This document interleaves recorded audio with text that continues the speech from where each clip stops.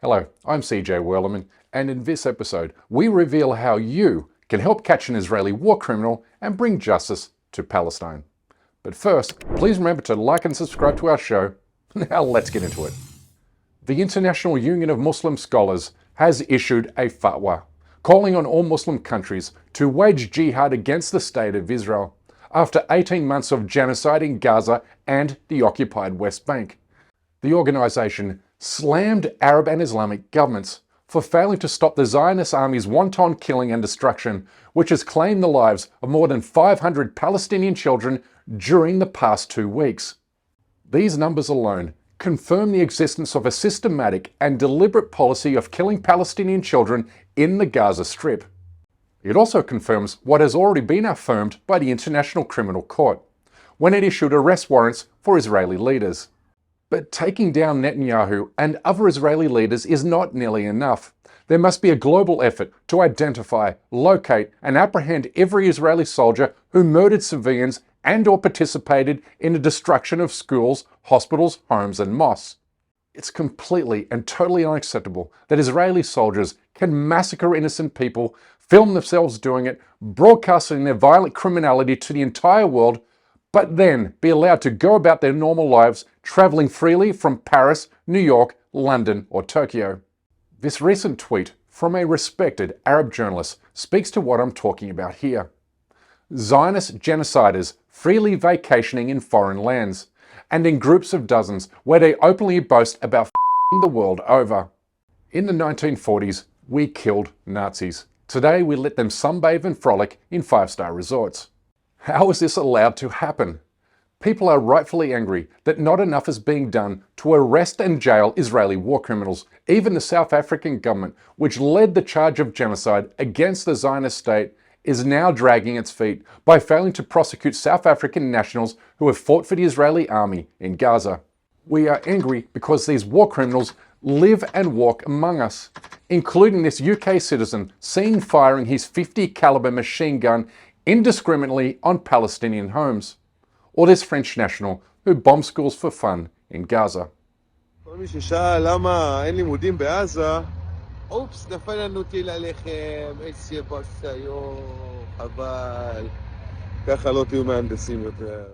Yesterday, a group of Israeli soldiers told the Guardian newspaper that they were ordered to create kill zones in Gaza.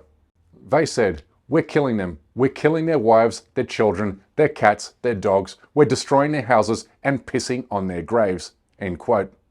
Each one of these murderers must be identified and brought to justice. This much should be obvious. And while there are several organizations and individuals who are doing exactly that, including the Hind Rajab Foundation, far more is needed from far more people.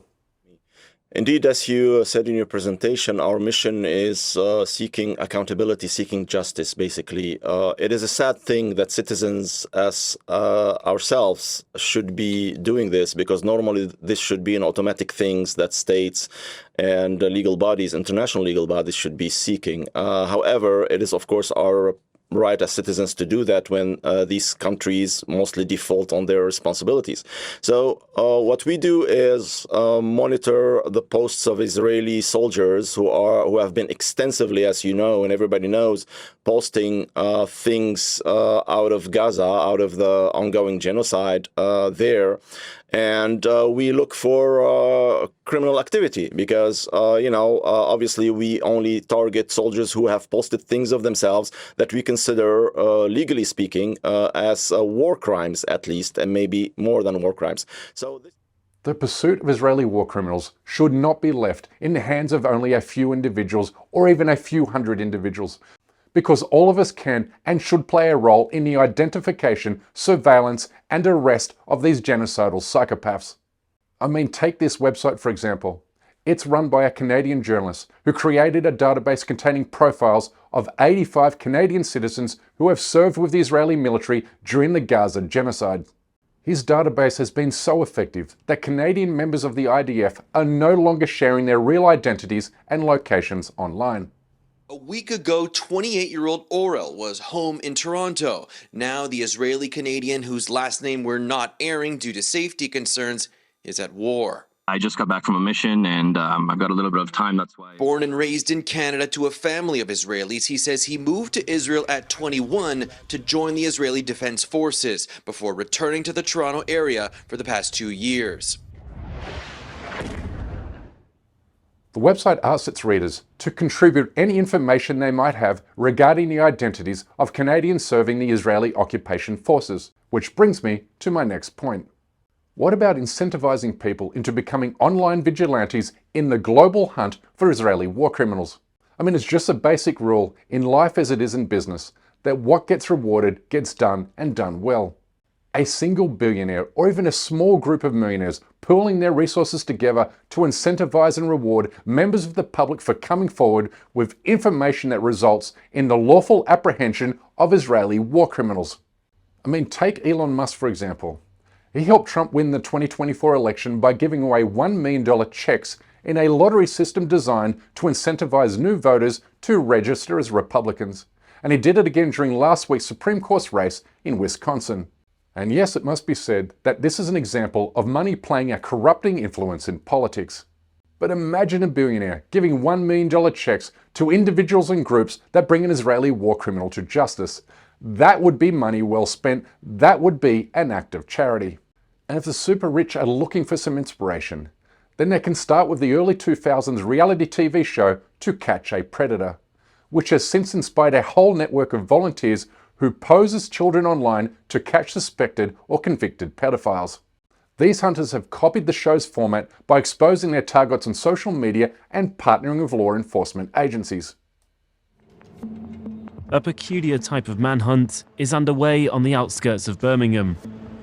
I feel he's quite a dangerous individual, especially with the amount of children that he's speaking to. This woman is about to meet up with a man she's been speaking to online. But all the while, she was posing as an 11-year-old girl. And together with her group, they're preparing to confront the suspected paedophile. An image of him, what he's believed to be looking like at this moment.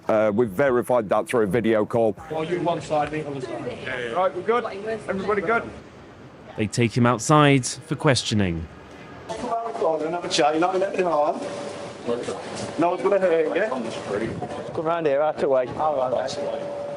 We're here for your online activities that you've been doing.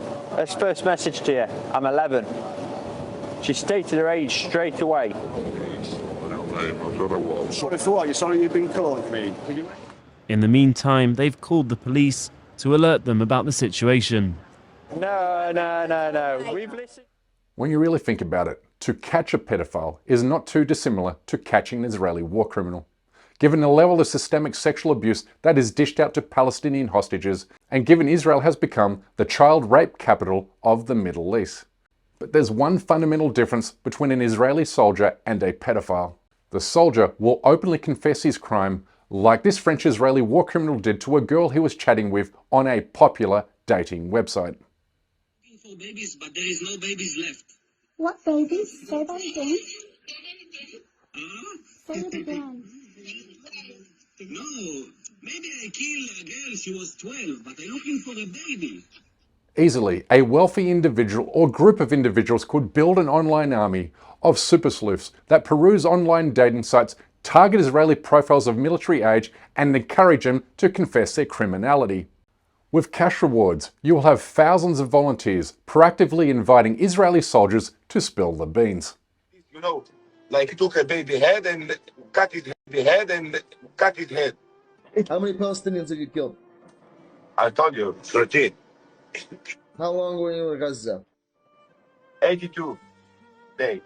How much it take to take off this vest and clean on the Palestinians' baby's blood?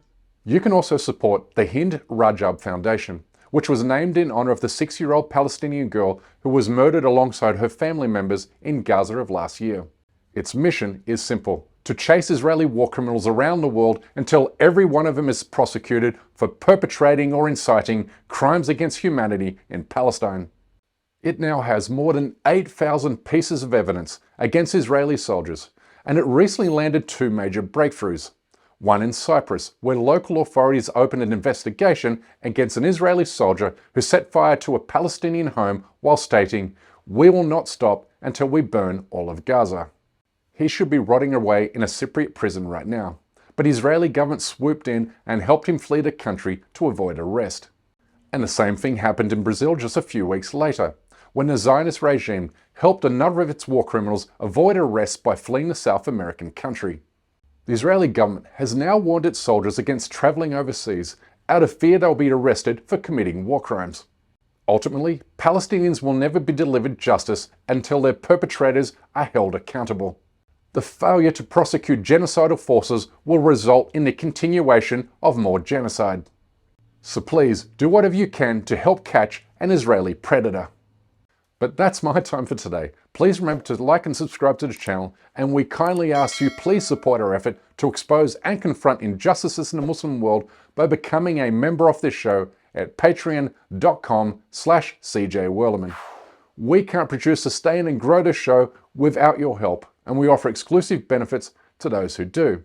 But for now, good night, good morning, wherever you are, and stay blessed.